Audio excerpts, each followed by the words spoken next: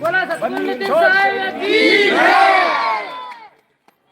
बोलिए परम पिता परमात्मा की जय।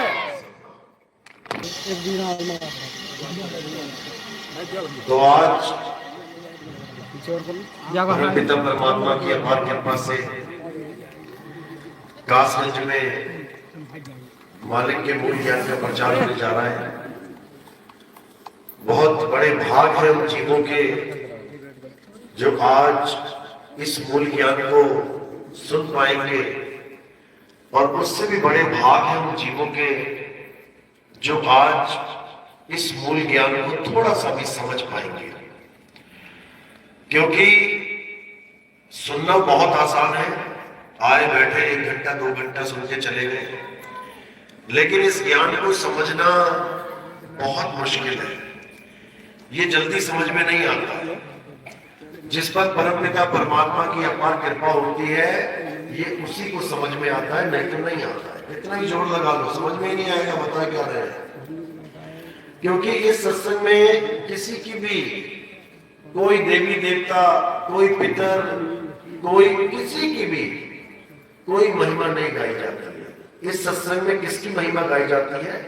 जो सबका मालिक एक है, जो परम पिता परमात्मा है, उसकी महिमा गाई जाती है। और उसी की पूजा सब करते हैं, सब उसी की महिमा गाते हैं। वेद पुराण बाइबल इंजील, ये सारे ग्रंथ उस एक की महिमा गा रहे हैं, लेकिन वो एक है क्या, ये किसी को समझ में नहीं आ रहा। साईं बाबा कह के चले गए सबका मालिक एक है, लेकिन बता के नहीं गए कि वो एक है कौन। आज उस एक की बात समझेंगे, आज उस एक को जानेंगे, वो एक है कौन। क्योंकि उस एक को ना जानने के कारण हम सब अनेक हो गए। कोई हिंदू बन गया, कोई मुसलमान बन गया, कोई सिख बन गया, कोई ईसाई बन गया, जबकि हम सबका मालिक कौन है? वो एक है। आज उस एक के बारे में अच्छे से समझेंगे कि वो एक होता क्या है। तो आज का सत्संग शुरू करने से पहले परमात्मा के नाम पे जयकार लगाएंगे, फिर सत्संग शुरू करेंगे। बोलिए परम पिता परमात्मा की जय। सतगुरु छोड़ कबीर साहिब की जय। सभी संतों की जय, सभी भक्तों की जय, भावनगर बस्ती की जय, आज के आनंद की जय, सकल हंस को बंदगी साहिब बंदगी।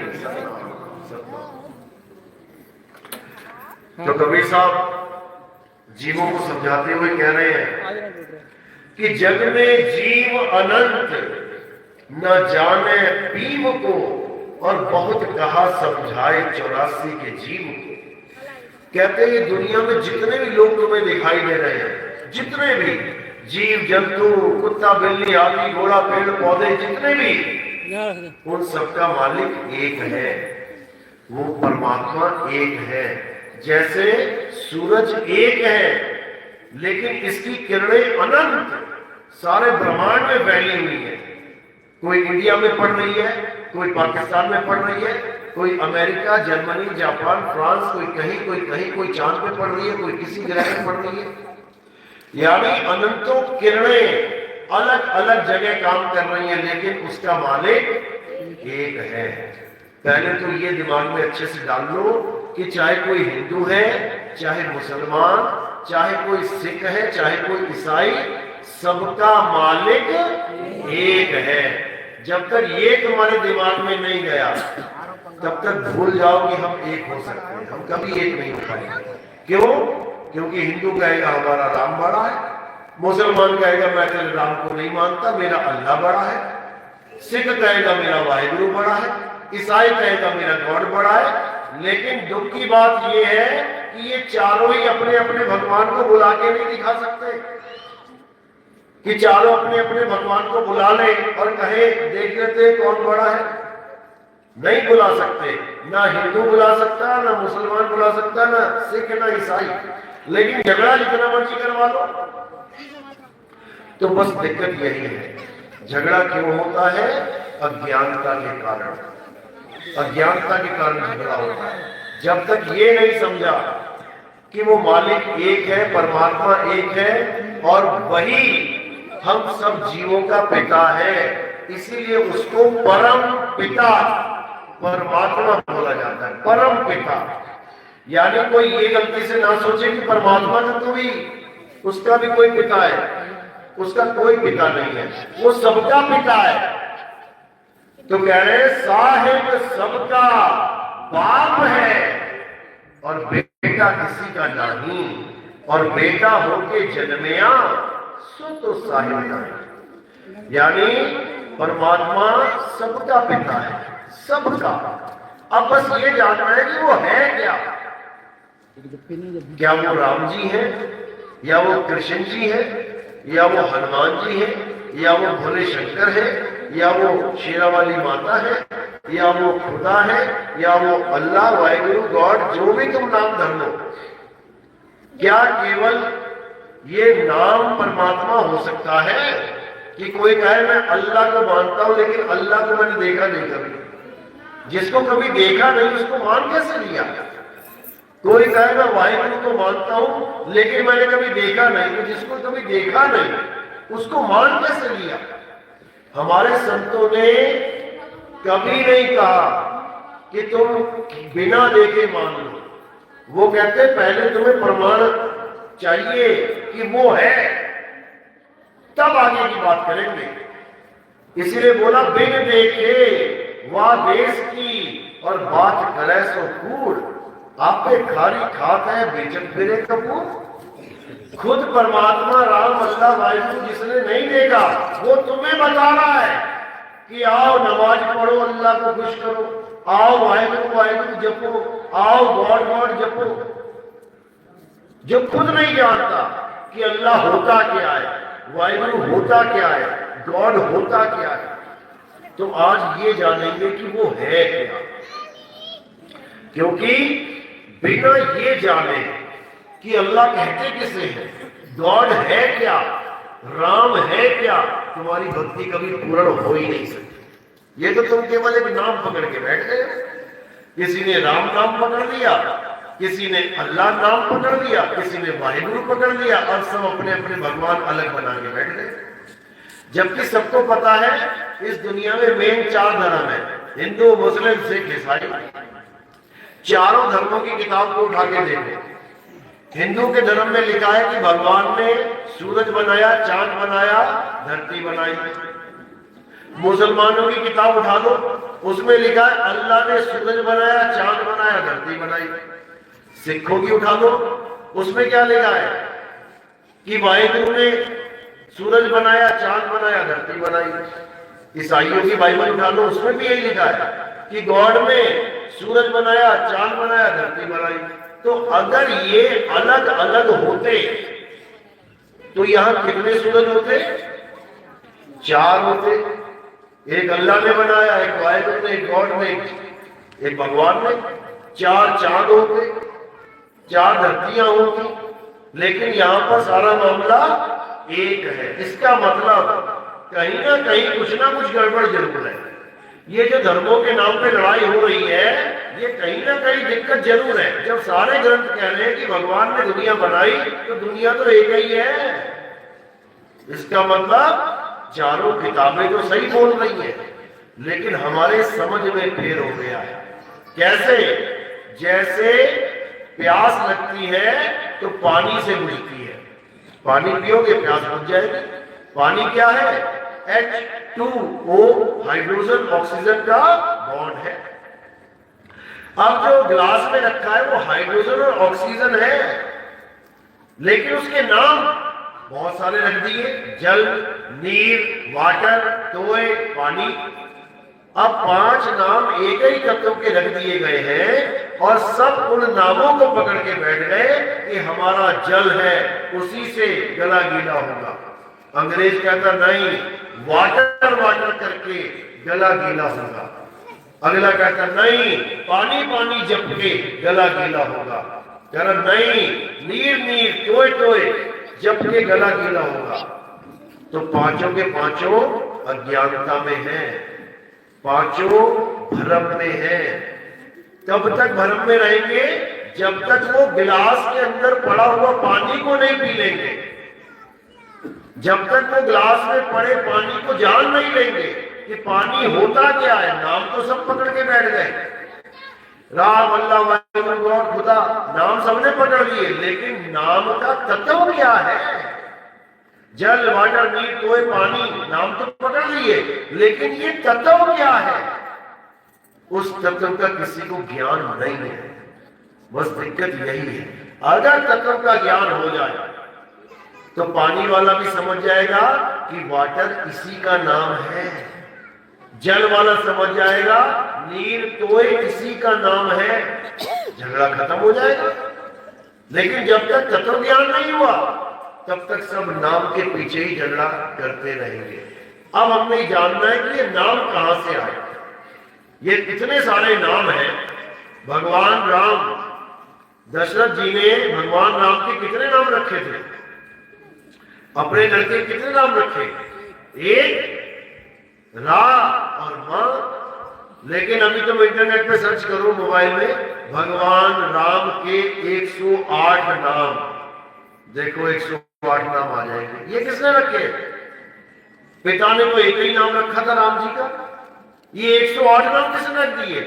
केसरी और अंजनी का पुत्र कौन था? हनुमान। कितने नाम रखे उन्होंने हनुमान के? एक नाम।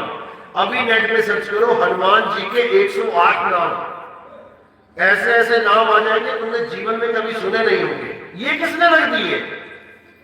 ये किसने बना दिए? अल्लाह कितने हैं? अल्लाह कितने हैं? एक। उसके कितने नाम होने चाहिए?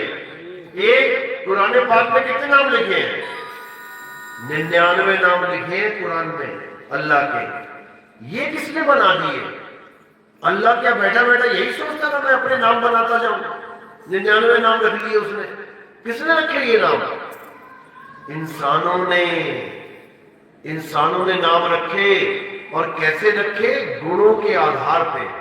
अल्लाह करीम है, अल्लाह रहीम है, अल्लाह कबीर है, बड़ा है। गुणों के आधार पे नाम रखते चले गए। अब नाम तो सारे रख लिए, किसी ने वाहिगुरु रख लिया, किसी ने गॉड रख लिया, किसी ने कुछ रख लिया, लेकिन वो उस तत्व को नहीं जान पा रहे जिसको अल्लाह कहते हैं, जिसको राम कहते हैं, जिसको वाहिगुरु कहते हैं। वो तत्व क्या है?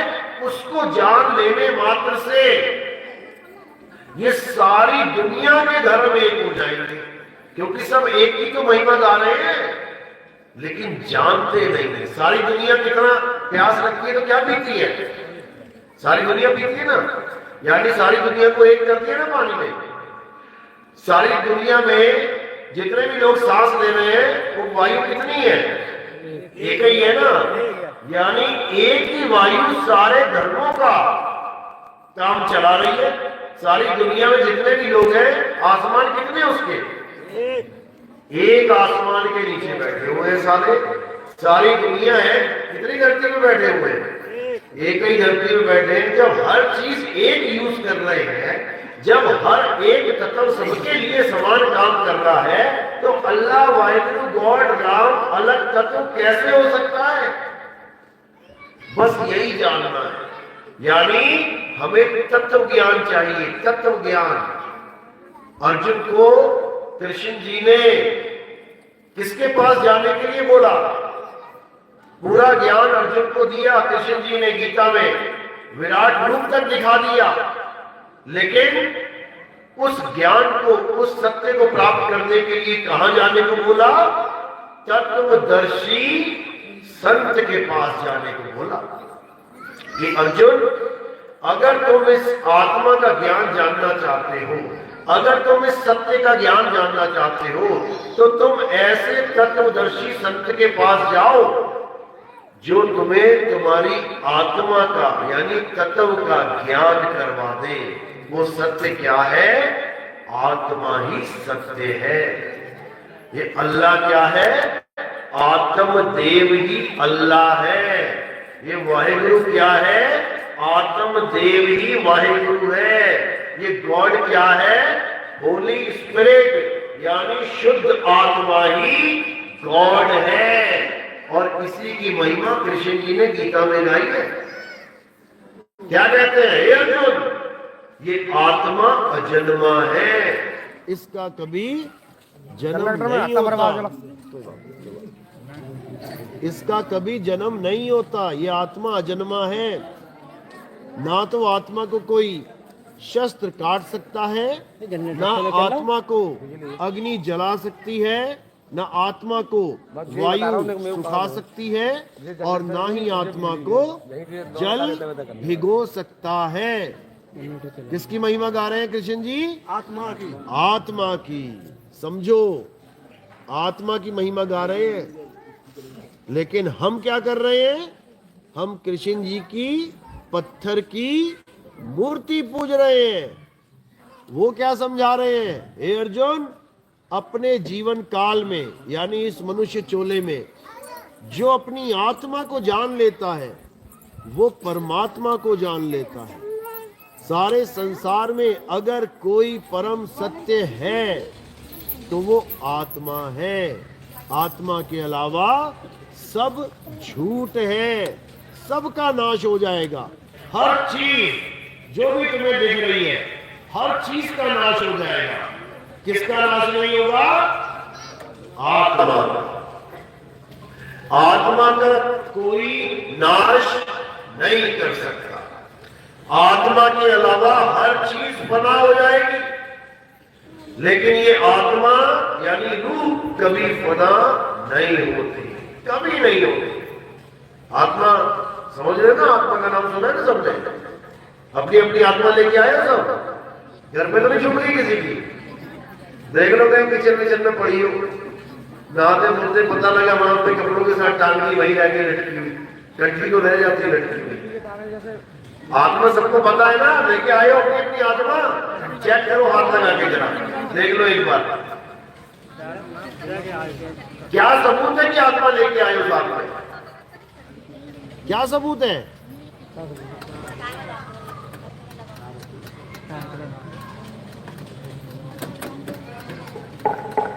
क्या सबूत है? सबूत ये है कि तुम हिल रहे हो, तुम डुल रहे हो, तुम बोल रहे हो, तुम हंस रहे हो, तुम चल रहे हो, तुम बैठे हो। आत्मा अगर शरीर के साथ ना हो तो क्या होगा? यहीं लुढ़क जाओगी, चार लोग उठा के ले जाएंगे, जला देंगे, भूख देंगे। अगर तुम घर में खा रही हो, पी रही हो, बैठी हो, सो रही हो, आराम कर रही हो, टीवी देख रही हो, तो केवल आत्मा की वजह से। और जैसे ही आत्मा ने शरीर छोड़ दिया तो तुम्हें आग लगा देंगे सारे। अगर तुम जिंदा हो आत्मा की वजह से, समझ लो इतनी इंपॉर्टेंट चीज है आत्मा। लेकिन तुम क्या कर रही हो? तुम पत्थर की पूजा कर रही हो, आत्मा को छोड़ के पत्थर को भगवान मान बैठी हो। इसीलिए कृष्ण जी समझा रहे हैं अर्जुन को।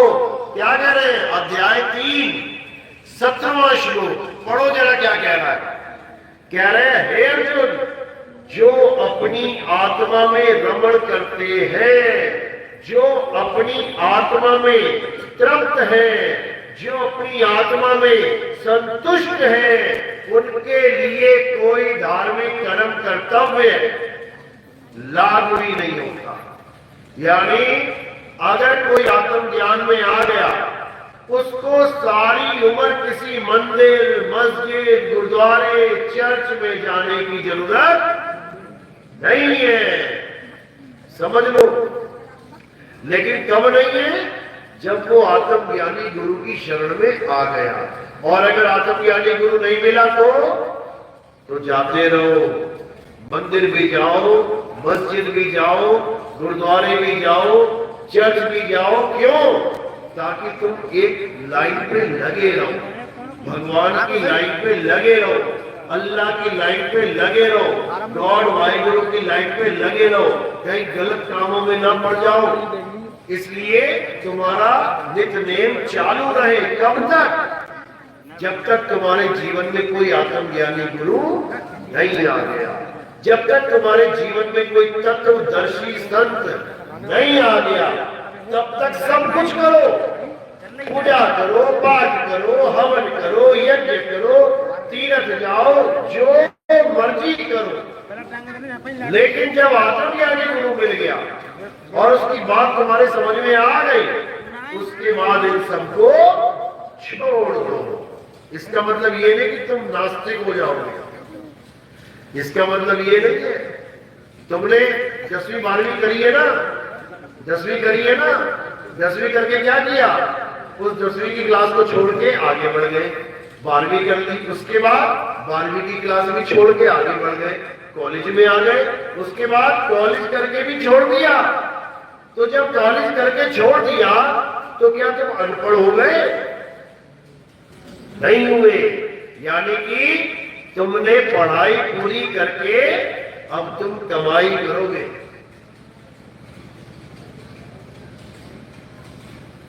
तो पढ़ाई कहां होती है पूरी? विद्यालय में। और कमाई कहां होती है? विद्यालय से बाहर। बाहर। इसी प्रकार मंदिर, मस्जिद, गुरुद्वारे, चर्च क्या है? हमारे विद्यालय हैं, हमारे स्कूल हैं। वहां कौन सी पढ़ाई होती है? मंदिर में जाओगे तो रामचरितमानस मिल जाएगी, गीता मिल जाएगी, किताब है ना, पढ़ो। तो पढ़ने को क्या कहते हैं? पढ़ाई। कहां? मस्जिद में जाओगे तो वहां क्या मिलेगा? वहां कुरान मिलेगी, पढ़ो, वो भी पढ़ाई है। गुरुद्वारे में जाओगे, चर्च में जाओगे, तुम्हें गुरु ग्रंथ साहब मिलेगा पढ़ने के लिए, तुम्हें बाइबल मिलेगी, पढ़ो, पढ़ाई है। लेकिन कमाई करने के लिए तुम्हें कहीं जाने की जरूरत नहीं है। कमाई करने के लिए तुम्हें एक विधि की जरूरत है, एक तरीके की जरूरत है कि हम कमाई कैसे करें। पढ़ाई तो सब बच्चे कर लेते हैं, लेकिन पूछो जरा कमाई कर रहे हैं? कमाई केवल वो करता है जिसने कमाने का तरीका सीख लिया। पढ़ाई तो सारे कर लेते हैं, लेकिन देखो बेरोजगार बैठे हुए हैं, कमाई नहीं कर पा रहे, क्योंकि उनको कमाने का तरीका ही नहीं है। पढ़ाई तो सब पढ़ ली, लेकिन कमाई करना नहीं जानते। तो संत महात्मा तुम्हारे जीवन में आते हैं कमाई करवाने के लिए। कहते हैं ना, ये महात्मा की बहुत बड़ी कमाई है, ये बड़ी कमाई वाला महात्मा है। तो कहने का यही मतलब है कि जब तुम्हारे जीवन में आत्मज्ञानी गुरु आ गया तो तुमने कहाँ चले गए भैया? तो हेलो, ठीक है, थोड़ा खींच के रखो पीछे को, हवा ना आए। तो कहने का मतलब, जब तुम्हारे जीवन में गुरु आते हैं, तत्वदर्शी संत आते हैं, तो क्या होता है? तुम्हें एक तरीका बताया जाता है भक्ति करने का। पढ़ाई तो तुम्हारी पूरी हो गई वहां पे, अब तुम्हें भक्ति का तरीका बताया जाता है। उससे क्या होता है? उससे तुम्हें आत्मा का ज्ञान होता है। वो आत्मा जो ना जल सकती है, ना सूख सकती है, ना जल सकती है, ना कट सकती है, ना मर सकती है, उस आत्मा का ज्ञान तुम्हें देने के लिए तुम्हारे जीवन में आत्मज्ञानी गुरु आता है। यही समझा रहे हैं कृष्ण जी अर्जुन को बार बार कि हे अर्जुन, जब तुम ऐसे गुरु की शरण में जाओगे, मत करो जैसा है रहने। तो कह रहे हैं कि जब तुम आत्मज्ञानी गुरु की शरण में जाओगे, तब वो तुम्हें तुम्हारी आत्मा का ज्ञान देगा, वो कोई मंत्र नहीं देगा। फर्क समझ लो, गुरु और सतगुरु में ये फर्क होता है। जो गुरु होता है वो तुम्हें नाम जपने के लिए देता है, किसी भी गुरु से नाम देता। कोई हिंदू है तो राम राम राम राम दे देगा, राधे राधे दे देगा, ओम नमः शिवाय, ओम नमः भगवते वासुदेवाय। बहुत से नाम हिंदी भाषा में चल रहे हैं, हिंदुस्तानी चल रहे हैं। कोई मुसलमान गुरु होगा तुम्हें कह देगा अल्लाह अल्लाह जपो, खुदा खुदा जपो, या नमाज पढ़ने को कह देगा। कोई सिख है वो तुम्हें कह देगा वाहिगुरु वाहिगुरु जपो। कोई ईसाई है वो तुम्हें कुछ और जपवा देगा। तो सारे गुरु तुम्हें कोई ना कोई नाम जपने को देंगे, ये गुरुओं का काम है। लेकिन जो सतगुरु होता है गुरु और सतगुरु में यही भेद है। क्या भेद है? जो सतगुरु होता है वो तुम्हें कोई नाम जपने को नहीं देता। वो क्या करता है? जो नाम तुम पहले से जप रहे हो वो भी छुड़वा देता है। छोड़ दो, सारे नाम छोड़ दो।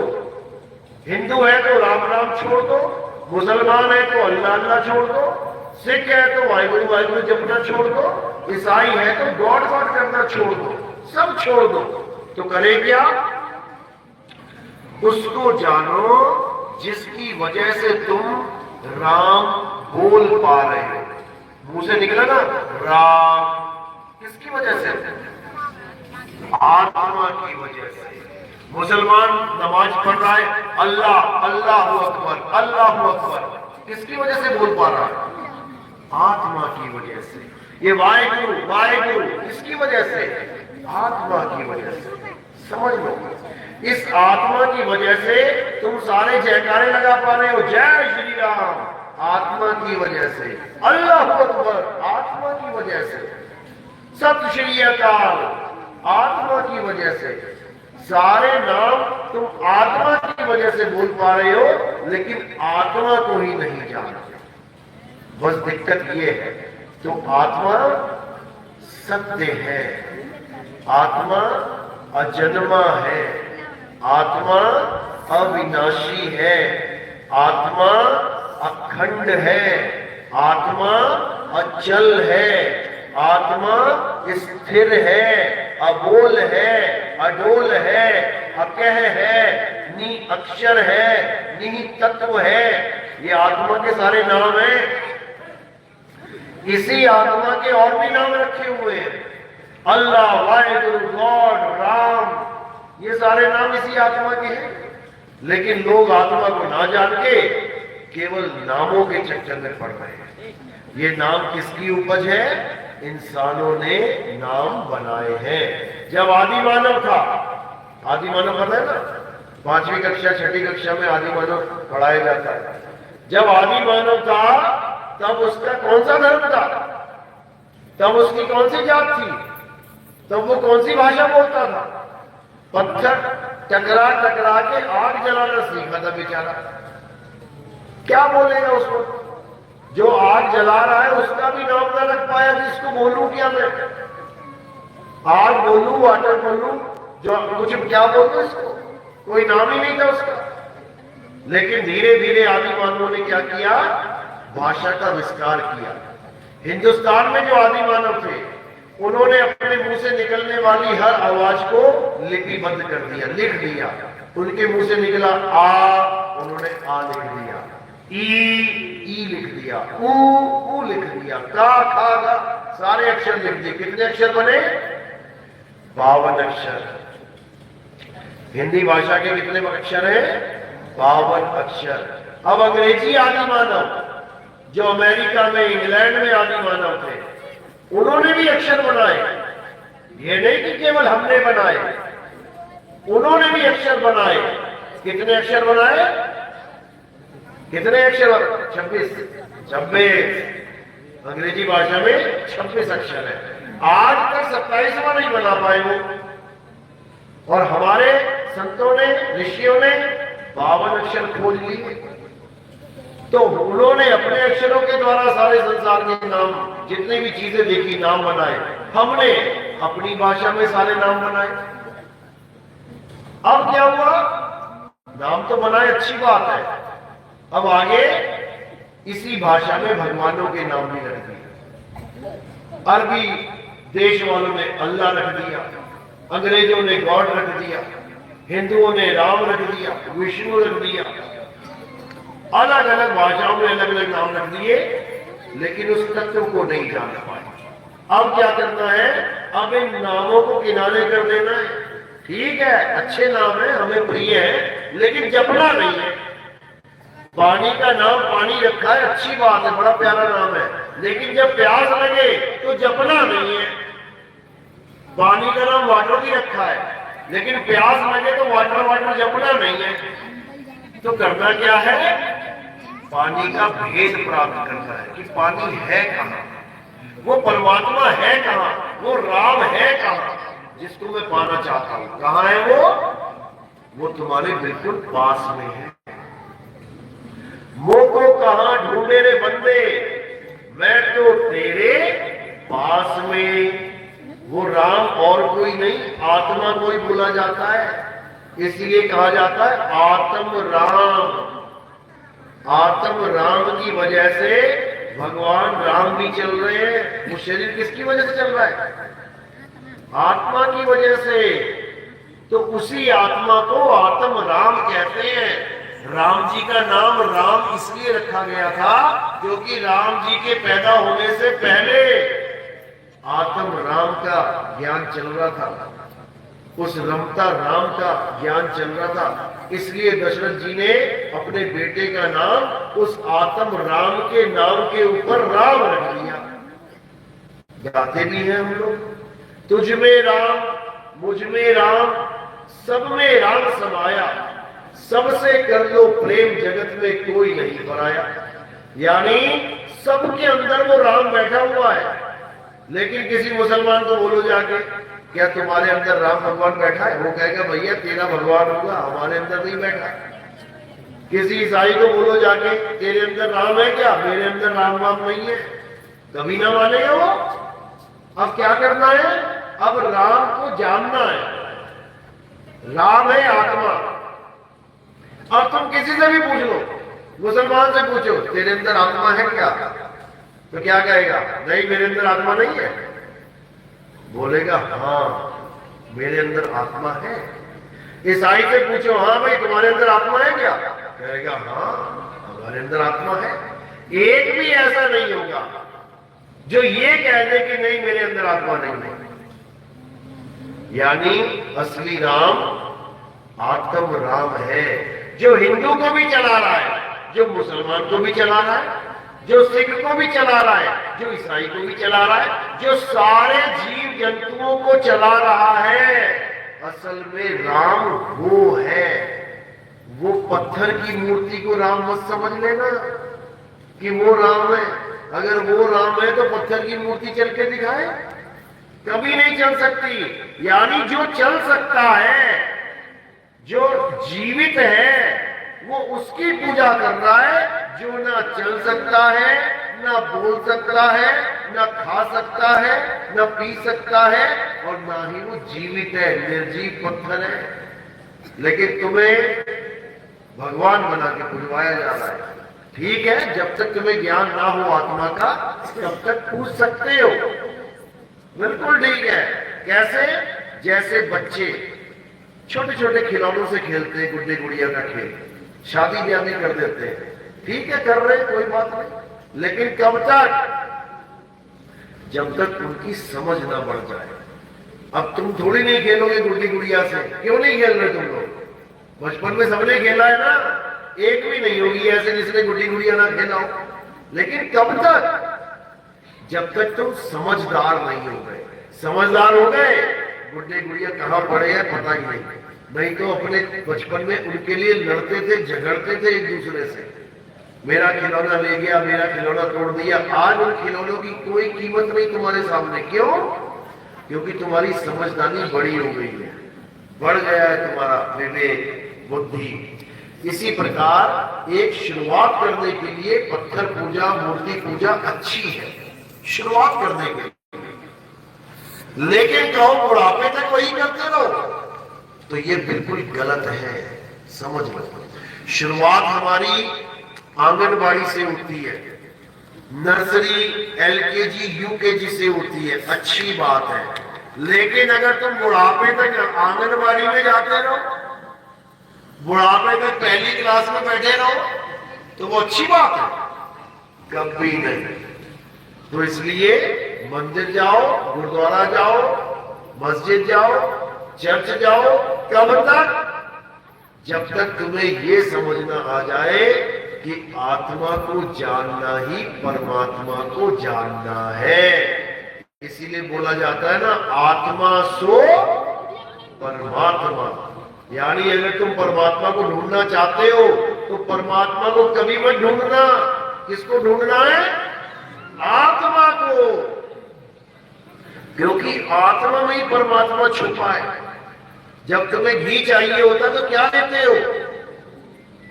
दूध लेते हो, दूध से दही, दही से मक्खन, मक्खन से घी बनता है। बिना दूध के घी कैसे बनेगा भाई? मेरा बोला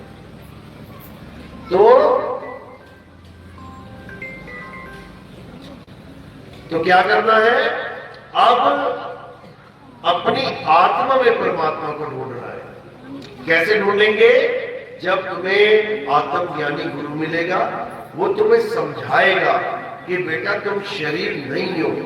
ये तुम शरीर नहीं हो जो तुम सोच रहे हो, मैं लड़की हूं, मैं लड़का हूं, मैं बच्चा हूं, मैं बूढ़ा हूं, मैं जवान हूं। ये शरीर क्या है? ये 5 तत्वों का पुतला है।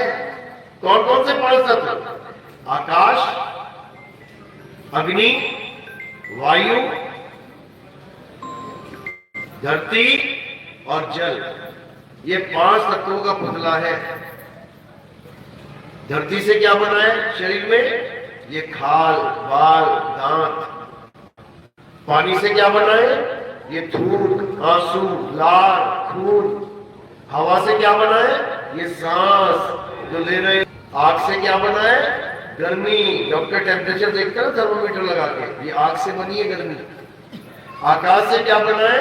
ये तुम्हारे विचार, ये तुम्हारी बुद्धि सीमित असीमित चल रही है जो आकाश की तरह। यही 5 तत्वों का ज्ञान तुम्हारी काया में दे रखा है। यानी यही 5 तत्वों की ये काया है, लेकिन तुम 5 तत्व नहीं हो। तुम क्या हो? तुम आत्मा हो। तुम कभी ना तो पैदा हुए हो और ना ही कभी तुम्हारी मृत्यु होगी। ये पक्की बात है। यानी तुम अमर हो, लेकिन तुम अपने आप को जानते नहीं हो। इसलिए तुम्हें लगता है कि मैं तो बूढ़ी हो गई, अब मरने वाली हूं। कोई नहीं मरेगा इस दुनिया में। अगर सबसे बड़ा कोई झूठ है तो यही है कि तुम मर जाओगे। कोई नहीं मरता। कौन मरता है? शरीर मरता है। समझ लो। अर्जुन को यही समझा रहे हैं, हे अर्जुन, ये जितने राजा महाराजा तुम्हें दिखाई दे रहे हैं, इनमें से तुम एक को भी नहीं मार सकते। ये अमर है, लेकिन तुम केवल इनका शरीर का नाश कर सकते। और वो तो वैसे भी हो जाना है। तुम ना भी मारो तो एक दिन मर जाएगा बूढ़ा होकर। तो कहने का मतलब कि केवल आत्मा को जानना ही परमात्मा को जानना है। तो आत्मा कहाँ है तुम्हारी? मंदिर में है कि मस्जिद में है? तुम्हारे पास है। यानी तुम्हें आत्मा का ज्ञान प्राप्त करने के लिए कहीं जाने की जरूरत नहीं है। बस इतना समझ लो। दूध तुम्हारे पास है तो घी कहाँ है? 5 किलोमीटर दूर। तिल का बोरा तुम्हारे पास है तो तेल कहाँ है? 10 किलोमीटर दूर। बिल्कुल नहीं। कह रहे ज्यो तिल माही तेल है और ज्यो चकमक में आग, तेरा साईं तुझ में है, जाग सके तो जाग। कुछ नहीं करना है। एक कदम भी चलने की जरूरत नहीं पड़ेगी। परमात्मा स्वयं तुम्हारे अंदर विराजमान है, लेकिन तुम्हें उसकी खबर ही नहीं है। दूध घी को ढूंढने के लिए गली गली फिर रहा है कि घी कहाँ है, घी कहाँ है, घी कहाँ है, और दूध में घी है, लेकिन उसको पता ही नहीं कि निकलेगा कैसे। बस इसी प्रकार आपकी आत्मा में ही परमात्मा छुपा है। जितना जल्दी हो सके अपनी आत्मा का ज्ञान प्राप्त करना है। अगर आत्मा का ज्ञान प्राप्त नहीं कर पाए फिर क्या होगा? फिर 1,84 में जाना पड़ेगा। फिर तुम्हें सांप, बिच्छू, केकड़े, कुत्ता, बिल्ली, सुअर, गधा ऐसे जन्म लेने पड़ेंगे। तुम्हारी हालत खराब हो जाएगी। समझ लो। और है ये इंसान है, बड़ा क्रूर है, क्रूर। ये पत्थर के सांप की तो पूजा करता है, और जब असली वाला निकल आता है घर में तो क्या करता है? लठ बजाता है सर पे उसके। तोड़ फोड़ देता है बेचारे को। समझ लो, ये सांपों की पूजा चित्रों में ही चलती है। पत्थर की सांप पूजे जाते हैं, असली वाले तो ठोके जाते हैं। अब चूहा देख लो, गणेश जी की पूजा होती है, चूहे के भी मुंह में लगा देते हैं 2-4 लड्डू, ले तू भी खा ले। और जो अपने घर का चूहा होता है उसको लड्डू में जहर डाल के खिला देते हैं, मर जा। समझ रहे हो, मीठे में जहर मिला के डाल देंगे ताकि ये चूहा खा के मर जाए, और पत्थर का चूहा भगवान बना के पूज लेंगे।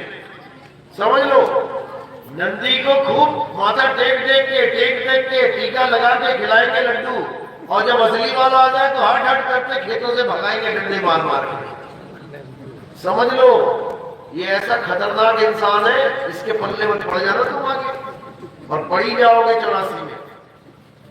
इसलिए क्या करना है, अपनी आत्मा को जानना है। जिसने अपनी आत्मा को जान लिया, परमात्मा स्वयं विराजमान हो जाएगा तुम्हारे अंदर।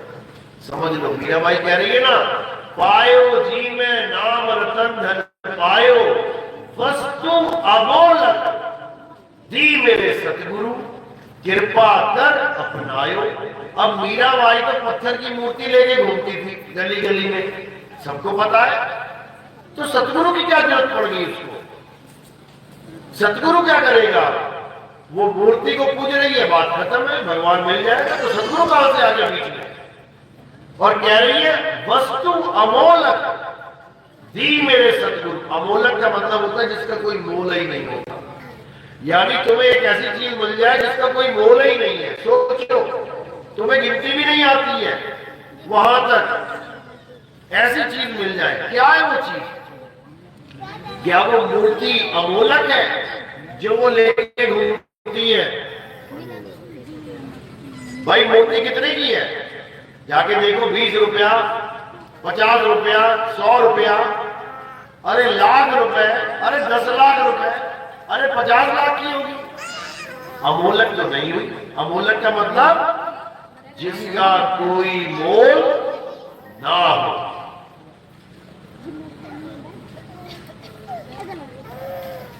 अब वो अमोलक वस्तु क्या है, अब तुमने ये समझ लेना है। अमोलक वस्तु जिसका कोई मोल ही नहीं है, कोई उसको खरीद ही नहीं सकता। क्या है इस संसार में जो खरीदा नहीं जा सकता? ये पूरा शरीर तक खरीद लेते हैं लोग। आंख खरीद ली, किडनी खरीद लिया, लीवर खरीद लिया, सब कुछ खरीद लिया, सब कुछ खरीद लेते हैं लोग। क्या नहीं खरीद सकते? आत्मा। खरीद के दिखवाओ, तुम्हारा लड़का खत्म हो गया, जाओ खरीद के लेके आओ, आत्मा कितने की है, ला सकता है? अमोलक है वो। मीराबाई कह रही है मेरे गुरु ने मुझे आत्मा का ज्ञान दे दिया जिसका कोई मोल ही नहीं है। वस्तु अमोलक दी मेरे सतगुरु। तो क्या उसको आत्मा दे दी उन्होंने निकाल के? आत्मा तो उसके पास पहले से ही है। आत्मा तुम्हारे पास पहले से ही है, तभी तो चल रहे हो। लेकिन आत्मा का ज्ञान नहीं है। आत्मा तुम्हारे पास है लेकिन उसका ज्ञान नहीं है। जैसे हिरण की नाभि में कस्तूरी पहले से है लेकिन उसका ज्ञान नहीं है, इसलिए बेचारा वन वन भटकता हुआ एक दिन मर जाता है और अपनी ही कस्तूरी को प्राप्त नहीं कर पाता जो अपनी नाभि में है। क्या रे? कस्तूरी कुंडल बसे और वर्ग ढूंढे वन माही, ऐसे रमता राम है। ये रमता राम सब में रम रहा है, ये दुनिया जाने ना है। यानी वो सबके अंदर रमा हुआ राम, उस आत्म राम को दुनिया नहीं जानती, इसलिए भटक रही है। और पूजा किसकी कर रही है? एक निर्जीव पत्थर की। समझो, तुम्हारे घर में तुम बैठे हो, दरवाजा खुला है, तो कोई आके चोरी कर सकता है क्या? तुम्हारी आंखों के सामने कर लेगा क्या? नहीं कर सकता। लेकिन मंदिर में देखो, भगवान के आगे गल्ला पड़ा है, आके चोर आते हैं और उस गल्ले को उठा के ले जाते हैं, तो भगवान कुछ नहीं कर पाता। भगवान आशीर्वाद दे रहा है, जाओ बेटा आशीर्वाद ही दे रहा है। कोई भी मूर्ति देख लो भगवान की, आशीर्वाद ही दे रहा है। वो आशीर्वाद ही देता रहता है, चोरों को ले जाओ, मजे करो। समझो, जो अपना गल्ला नहीं बचा पा रहा भगवान, तुम उसको भगवान मान बैठे हो। वो पत्थर है भाई, भगवान नहीं है। समझ लो, भगवान कहाँ है? भगवान तुम्हारे अंदर विराजमान है। अगर तुम गल्ले के पास बैठ जाओ, ले जाएगा चोर, है हिम्मत? बस यही समझ लो भगवान कौन है। इतना समझ लो भगवान कौन है, कहाँ है। भगवान तुम्हारी आत्मा में विराजमान है, परमात्मा तुम्हारी आत्मा में विराजमान है, लेकिन तुम्हें अपनी आत्मा का ज्ञान नहीं है, दूसरे की आत्मा को क्या जानोगे?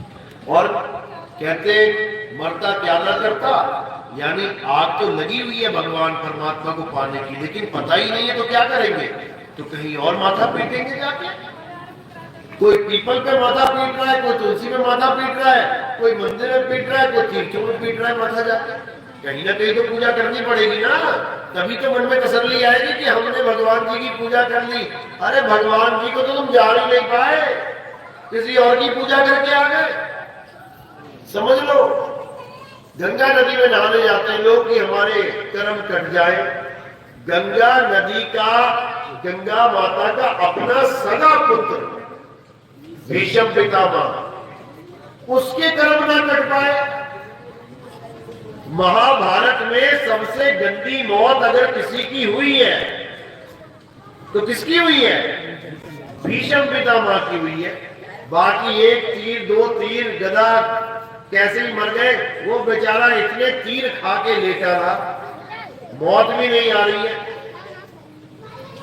हार के खुद ही अपनी मृत्यु का संकल्प लेना पड़ा। इच्छा मृत्यु थी उसके पास। इतने छेद किए, इतने तीर मारे कि वो ना जीते में ना मरते में, इतने पाप कर्म उसके सामने आ गए। उसकी सगी मां ना काट पाई। तुम क्या लगते हो? क्या लगती है गंगा भैया तुम्हारी? मौसी लगती है कि चाची लगती है कि बुआ लगती है? कुछ भी नहीं लगती तुम्हारी। वो तो सगा पुत्र है उसका, उसके कर्म नहीं काटे।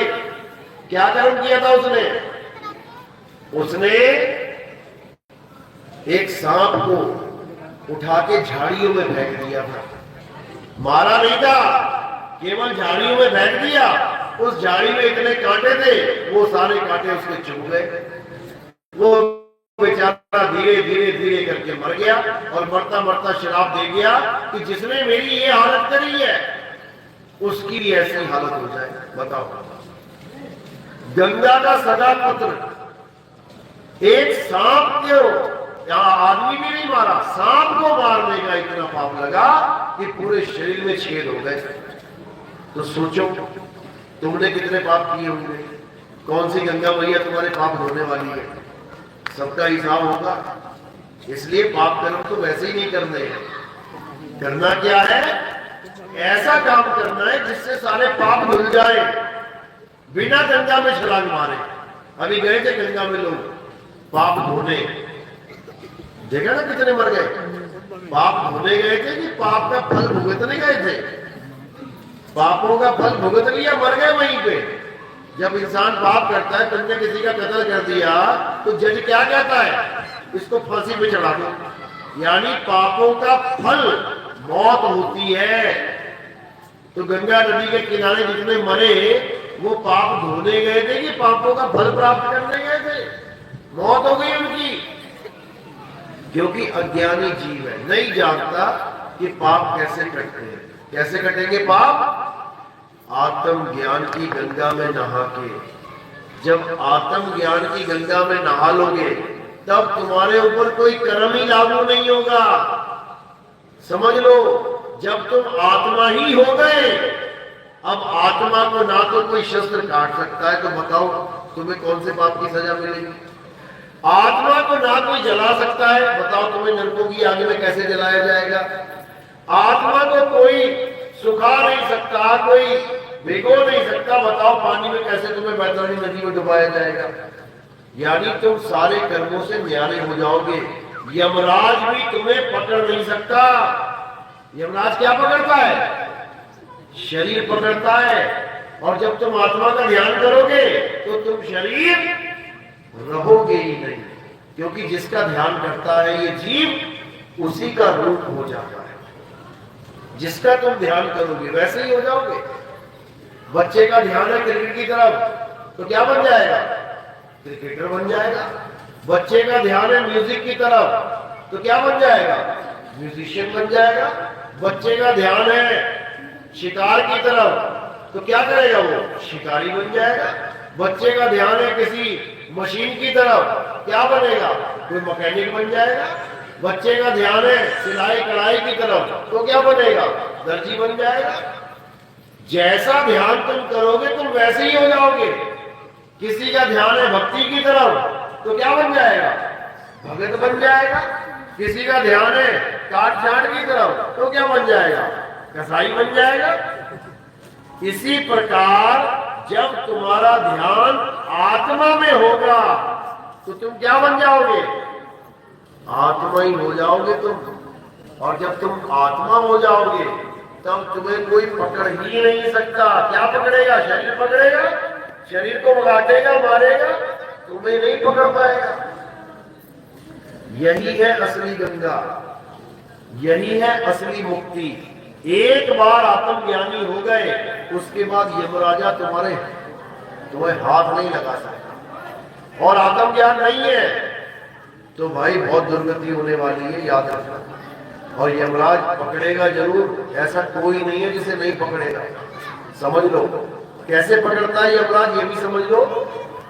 किसी का पिता मर गया, अब दरवाजे की तरफ देखते रहो, यमराज आएगा, 4 लोगों को लेके आएगा, मेरे पिताजी को उठा के ले जाएगा। आएगा क्या? नहीं आएगा, नहीं आएगा। तो कौन आएगा? लेकिन इसको नहीं लेके जाएगा जो लेटा हुआ है। तो किसे लेके जाएगा? सूक्ष्म शरीर को। सूक्ष्म शरीर कभी देखा है? सूक्ष्म शरीर कभी नहीं देखा।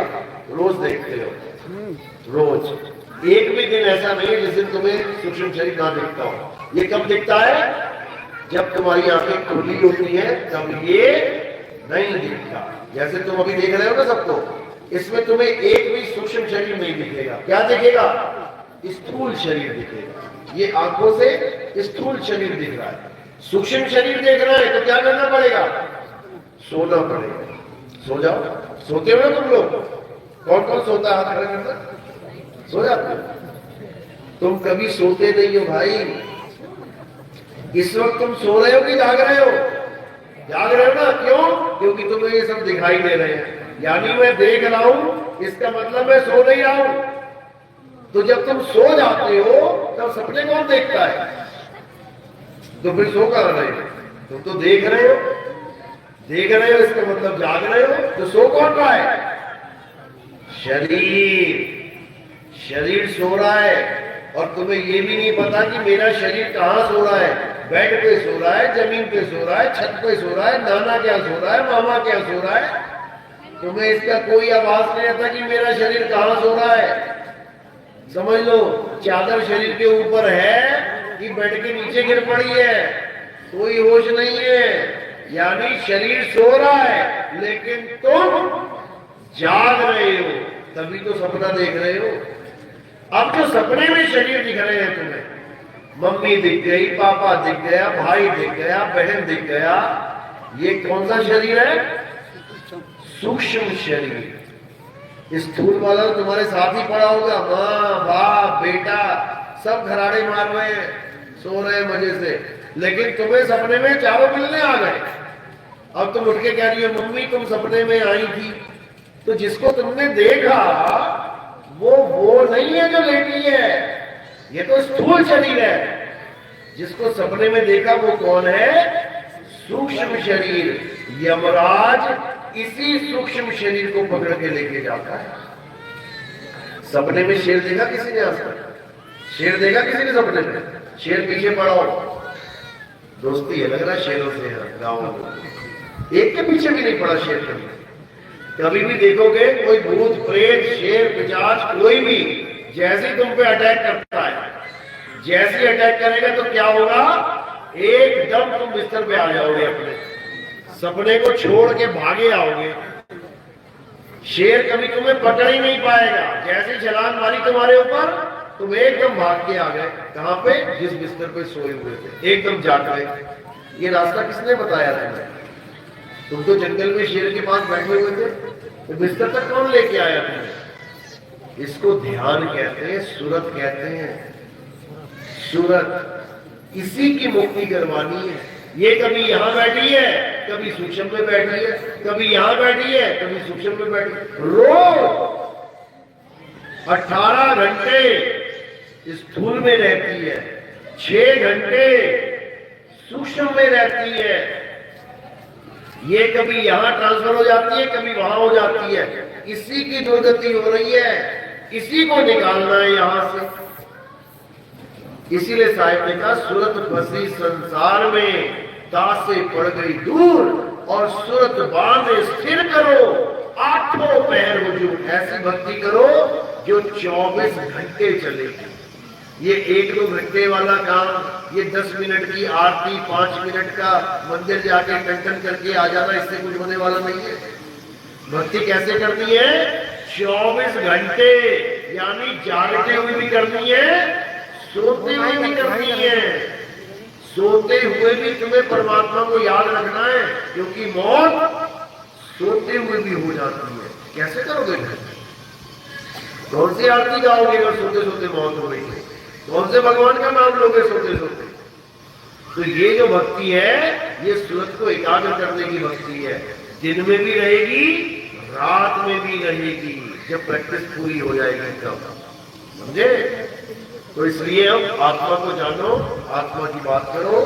आत्मा के अलावा और कोई परमात्मा नहीं है। किसी शरीर को परमात्मा मानना छोड़ दो। शरीर सब नाशवान है, आत्मा अविनाशी है। आत्मा की बात करो, आत्मा को जानो। चलो, आज का सत्संग यही समाप्त करते हैं। हो सकता है अगर किसी का कोई सवाल है तो पूछ सकता है। मेरी बात किस किस की समझ में आई है? 1-2%, 5% हाथ खड़ा कर दो। दिखाओ बेटा, बहुत अच्छी बात है, अच्छी बात है। अब समझ में आ गई है बात। अब समझ लो कि जो बात समझ में आ जाती तो कितनी समझ में आनी चाहिए। 40,000 50,000 वाट का एक खंबा है जिसमें करंट दौड़ रहा है तार में। उस खंबे के पास एक फोटो लगाई जाती है। किसकी फोटो होती है वो? किसी हीरोइन की फोटो होती है। किसकी होती है? एक खोपड़ी लगी होती है और 2 हड्डियां होती है ऐसे करके। देखा ना? एक हड्डी होती है, खोपड़ी हड्डी, और 2 हड्डियां ऐसे काटा मारा जाता है। उसका क्या संकेत होता है? क्या मतलब होता है उसका? आओ मुझे छू लो। हाँ, खतरा। वो तुम्हें दिखा रहा होता है, वो तुम्हें बता रहा होता है कि अगर तुमने मुझे छू लिया तो जैसा मैं हूं ना ऐसा कर दूंगा तुम्हें। अभी तो बड़ा सुंदर चेहरा है तुम्हारा, लेकिन अगर मुझे छू लिया तो बेटा ऐसी हालत कर दूंगा तेरी। अब समझदार को पता लग गया कि हाँ, इसको नहीं छूना।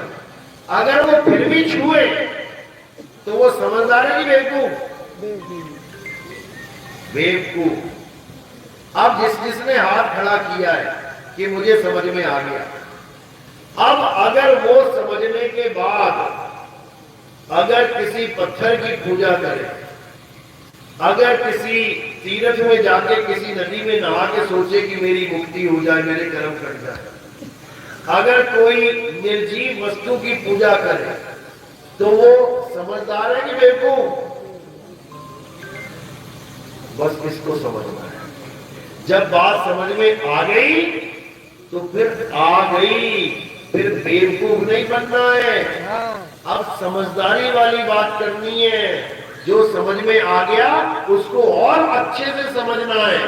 तो जो अच्छे से समझना चाहता है वो हमारे सत्संग YouTube चैनल कहत कबीर सुनो भाई साधो पे आगे के सत्संग सुन सकता है, या फिर YouTube पे लिखेंगे नितिन दास के सत्संग तो तुम्हें हजारों सत्संग लाइन में मिल जाएंगे। बस तुम उसको सुनते जाओ, देखते जाओ, अपनी बुद्धि अपने विवेक से खुद निर्णय करते जाओ कि ये गुरु जी सही बता रहे हैं या गलत बता रहे हैं। जो जो बात तुम्हें सही लग रही है उसको पकड़ लेना है, और अगर कोई बात गलत लग रही है तो मुझे बता देना है कि भाई ये आपने गलत बोला, तो उसको आपको अच्छे से और समझा दिया जाएगा। क्योंकि हमारे सत्संग में केवल और केवल सत्य की महिमा है, असत्य की पूजा हम नहीं करते। हम किसी कैलेंडर, फोटो, पत्थर, मूर्ति इसकी पूजा नहीं करते हैं। क्यों? क्योंकि पत्थर को भगवान मानते हो तो इस पत्थर को अगर टेढ़ा कर दिया जाए, अगर इस पत्थर को टेढ़ा कर दिया जाए, कोई भी मूर्ति, हम कबीर पंथी हैं, कबीर साहब की मूर्ति ले लेते हैं, कबीर साहब की मूर्ति को हमने टेढ़ा कर दिया तो कितने सेकंड में खड़ी हो जाएगी वापस? कितने घंटे में खड़ी हो जाएगी? कितने दिन में, कितने हफ्तों में, कितने सालों में, कितने युगों में? वो कभी नहीं होगी। और एक बकरी के बच्चे को टेढ़ा कर देते हैं, वो कितनी देर में सीधा हो जाएगा? तो साथ के साथ सीधा हो जाएगा। तो भगवान उनके जो सीधा नहीं हो पाया वो बड़ा है, वो बकरी का बच्चा बड़ा है जो 2 मिनट में खड़ा हो गया।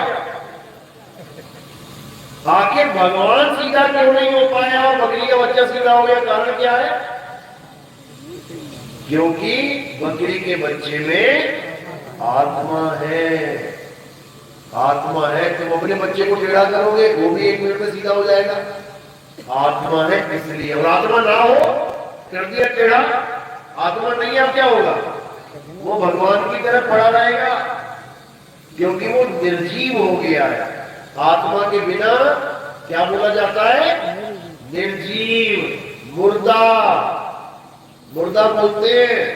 तो मुर्दों की पूजा नहीं करनी है, अब आत्मा की पूजा करनी है, जिसकी वजह से सब जीवित हैं।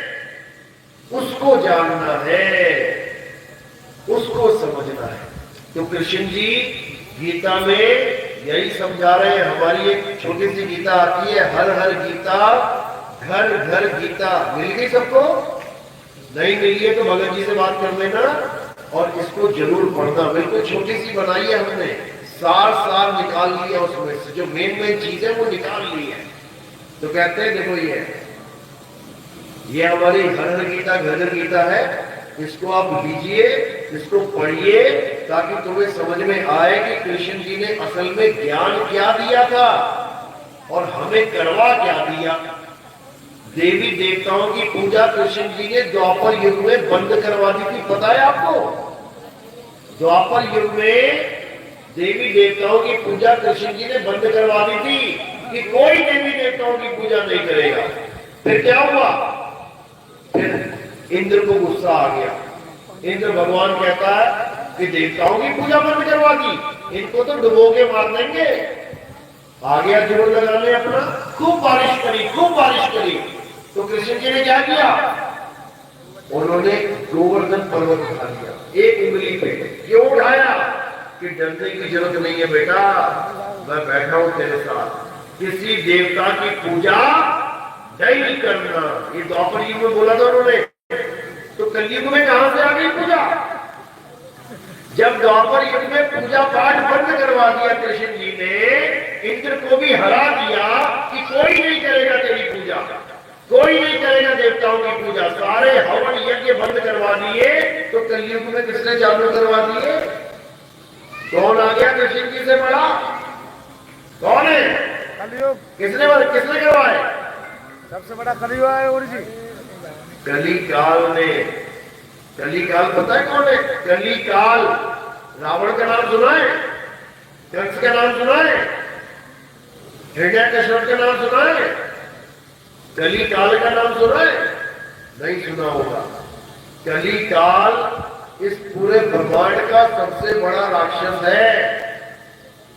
उसी का खात्मा करने के लिए कौन आ रहा है? कल की अवतार आएंगे। कल की अवतार का नाम सुना है?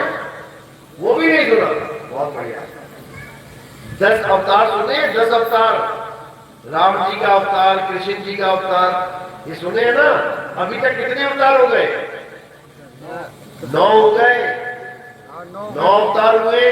अब 10वां अवतार क्या है? कल की अवतार। वो अवतार क्यों आएगा? राम जी क्यों आए थे? रावण को खत्म करने के लिए। कृष्ण जी क्यों आए थे? कंस को खत्म करने के लिए। कल्कि क्यों आएंगे? कली काल का अंत करने के लिए, यानी कली काल का खात्मा करेंगे कल्कि अवतार। और ये कली काल ही सारी दुनिया में पूजा पाठ हवन यज्ञ ये सब करवाता है। ये पूजा पाठ वही करवाता है। ये तुम्हें मंदिर लेके जाता है, तुम्हें मस्जिद गुरुद्वारे लेके जाता है। ये कहां बैठा है? ये तुम्हारे अंदर बैठा है। कली काल राक्षस तुम्हारे अंदर बैठा है और वो तुम्हें 24 घंटे कुछ ना कुछ हुक्म देता है और तुम उसके हुक्म की पालना करते हो। कैसे करते हो? तुम कहोगे ले मेरे अंदर राक्षस कैसे आ गया? मैं कौन से राक्षस का हुक्म मान रही हूं? मान रही हो। सुबह सासू मां कहती है बहू उठ जा, उठ जाती हो क्या एकदम? कब उठती हो? जब मन कहता है ना उठ जा तो उठ जाती है। जब मन कहता है अरे सोती रहे कुछ नहीं होता तो सोती रहती हो। तो किसका हुक्म मान रही हो? मन का। ये मन ही कली काल है। सुबह नहाने गई, साबुन कौन सा लगा रहे हो? जब दुकान पे गए थे साबुन खरीदने तो वहां 50 तरह के साबुन थे, कौन सा उठाया? जो मन को अच्छा लगा। तो किसकी गुलाम हो गई? मन की। अब घर वाले पूछ रहे हैं बेटी चाय लाए कि दूध लाए? अब किसकी सुनोगे? मन की। मम्मी मन कर रहा है चाय पीते हैं, दूध का मन नहीं करता। तो किसकी गुलामी चल रही है? मन की। जैसे नहा धो के बाहर निकली उसके बाद क्या हुआ? कपड़े लेने के लिए अलमारी खोली। अलमारी में कितने सूट थे? 15, 20, 25, 50 सूट थे। कौन सा निकाला? जो मन कर रहा था। तो मन की गुलामी चल रही है, समझ लो। तो यही मन कौन है? कली काल है। और इसको कल की भगवान खत्म करेंगे। वो कौन है? आत्म देव ही कल की अवतार है। कल की का मतलब होता है जिसमें कोई कलंक ना हो, उसका मतलब है कल की। इसको निष्कलंक भी कहते हैं, निष्कलंक भी कहते हैं। ये आत्मदेव का अवतार है। ये क्या करेगा? मन रूपी शैतान का खात्मा करेगा। तुम्हें मन के कैद से आजाद कराएगा। तुम अपने स्वरूप को जान पाओगे और तुम मन की कैद से आजाद हो जाओगे। तब समझना कि अब तुम्हारी मुक्ति होगी, नहीं तो तुम्हारी मुक्ति होने वाली नहीं है। चलो आज का सत्संग समाप्त करते हैं। अब आरती का समय है। आरती कैसे करते हैं?